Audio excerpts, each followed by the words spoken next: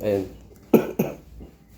Natay ko yung brief ko na nabili ko noong 2019. Ayan. Kung makikita nyo po guys.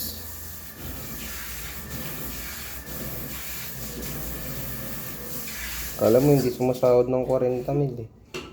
Uy, sahod reveal daw? Hindi ka magre-reveal ba eh?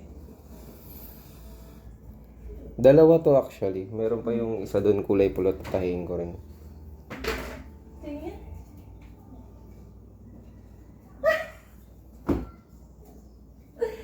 Ba't ganun? Doon sila sinusuko sa bandang ano? Gitna. Oo. Kinakain ng itlog eh. Huwag mo i-post.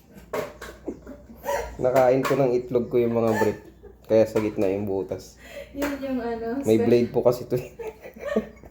Special talent po niya yun. Ano yun? Diretso penitensya na po.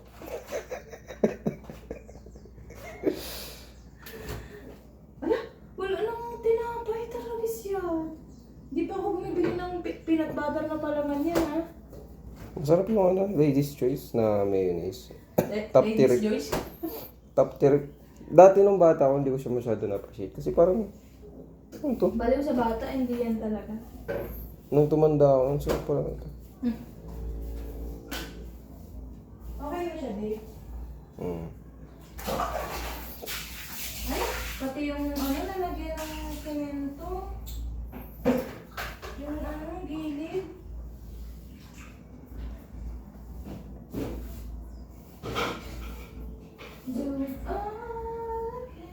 Ang diskarte dito, para hindi siya mabutas uli, huwag mong higpitan.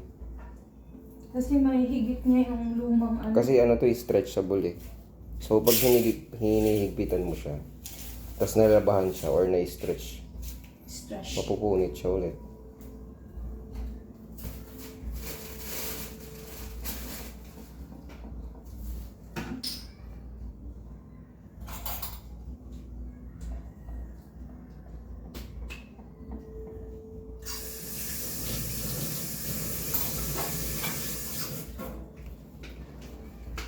Yan. Okay na siya. Teka nga.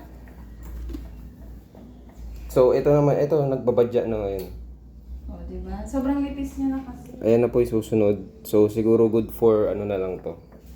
Mga tatlong laba. Bye guys.